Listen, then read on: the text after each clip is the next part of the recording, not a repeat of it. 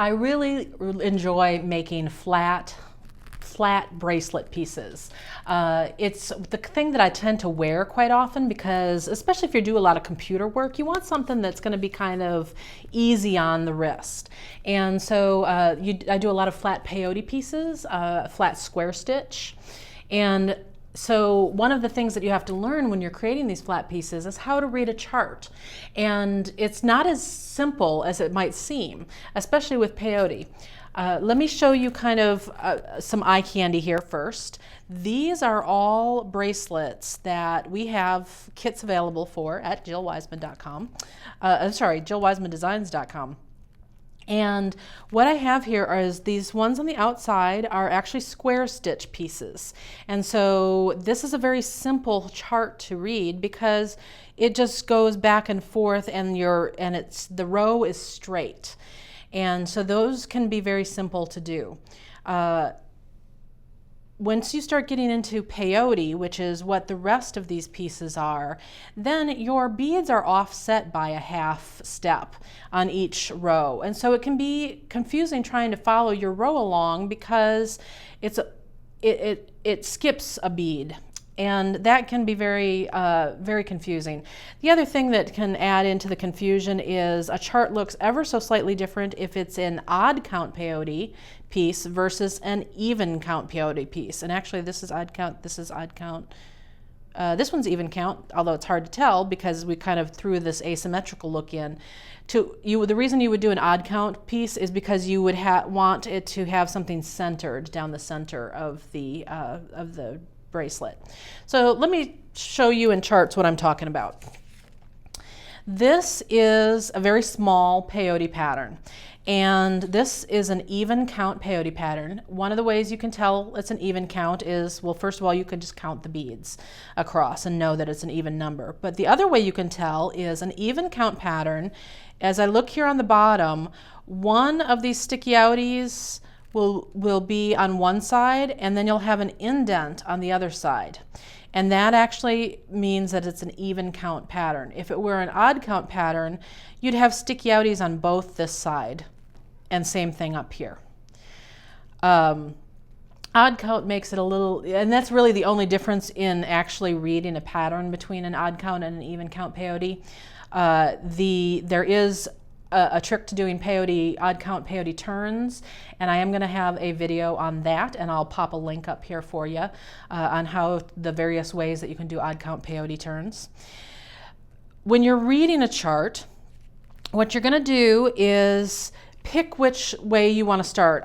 Most people, I think, tend to work from left to right and across the bottom, and then they'll move up their half step and return back this way. So it's zigzagging back and forth, but you always start at the bottom left. However, because most people do that, doesn't mean you have to. If it's more comfortable for you to start up here, you can do that. But what you're going to have to do is reorient your chart so that it starts with an indented spot. So in this case, your indented spot is over here. So to start out at the top, you would either have to physically reverse this pattern, and you could do that by you could scan it and flip it in a program, or you could start at the top here and just start from right to left, but you have to start at the indented location. Now the next thing is, how do you keep track of what beads you've picked up? Especially because with peyote, you're picking up your first 2 rows when you pick up your first set of beads. So here I would be picking up here, here, here, here, and going back and forth between these 2 and picking those all up at once. Then when I come back around and start row 3, now I'm picking up here, here, here, here, and here. So you can see how visually that can be hard to do if you're just trying to do it with your eyeballs. So there's a couple of things that you can do. One is, if you only want to print this pattern out once, or if you only have one copy of it, what you might want to do is laminate it and actually use a dry erase marker, and as you pick up beads, you can take that dry erase marker and check them off. And that way you know exactly what beads you've taken care of.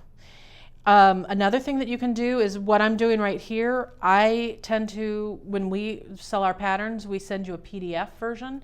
And so you can print them out as many times as you want.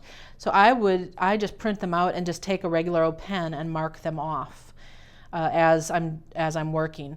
The other thing is keeping your direction can be a bit of a challenge, and that's where this arrow comes in. So here I would have picked up all of these beads for the first 2 rows, and then I would have drawn my arrow, and then here I am picking up my beads for the 3rd row. And if it helps you, you can even write in, so now here's row 4, and then check off those beads as you pick those up and stitch them. Now here's row 5, and row 5 goes this way, and so here, here, here, here, here. So these are all different ways to kind of help you work that.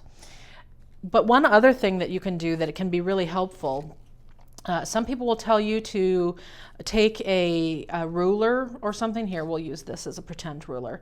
And that way, say I'm on row 4 here, you can put it like this, and then you're only picking up the full squares. I actually personally find this half square here very visually distracting. I tend to want to try to bead that anyway. So the way to get around that is, here I printed out a second copy of this pattern, and I printed it out on cardstock, so it's has a little more thickness to it. And then what I did is I cut along that bottom edge there so that I have the zigzag going on. I'm going to flip it over so that it's all the white side. And now as I move from row to row, let's say I'm on row 4, here I can do this. And now, and actually what I really wanted to do is this. Okay, just like that. So now there's my row 4 is in the little indents. And then when I'm ready for row 5, I'm going to just shift it by 1, and here's row 5 beads.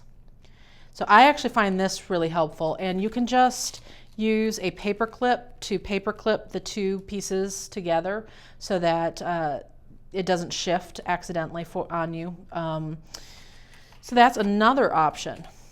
Now here's the other thing. You'll see a lot of projects in a pattern in a chart like this. One of the things that a lot of people will do, including us, is we now include both the chart for those who are used to a chart way of working this, but then we also include a written out pattern. And in this case, you would just, take a pen, the same thing, and I just mark these off as I go along. So for row 1, this tells me that I am picking up 31 of color D. And so there you go. I've got row 1 taken care of. Then because remember that first row is actually rows 1 and 2. When you get to row 3, it's only going to be 16 beads here. So they're all D. On your next row here, we're picking up 2D, 1A, then 9D, 1A, 2D. And so that will get you, so this is the way I actually personally prefer to work, is off of a word chart. And if your actual visual chart doesn't include a word chart and you're finding it very hard to follow this visual chart, you can always, if it takes some time, but you can actually sit down and write out your own word chart to make that work. The other big thing is, if you are using a visual chart like this, is when you walk away from your piece, you want to make sure that you mark what direction you've been working in. So I like to finish, if at all possible, at the end of a row. So in this case, let's say that I finished here at row 5. I would go ahead and mark row 6 in here with the arrow. And now I know that that's the last thing that's marked, is the 6.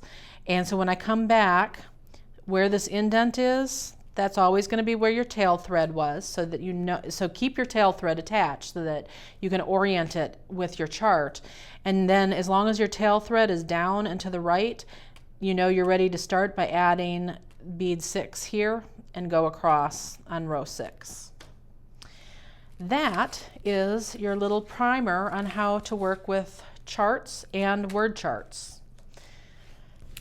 So we've got lots of different patterns for you that are available at jillwisemandesigns.com, and you'll also find lots of them out on the internet. Some are free, and I can always give you some tips and links for those kinds of things on my blog. So there's a link to my blog on my website, and you can find me on Facebook. Please go ahead and like this video if you found the information helpful, and be sure to subscribe to the channel so that you can make sure that you get all the new videos as they come out. We're releasing them once every week on Wednesdays. Thanks.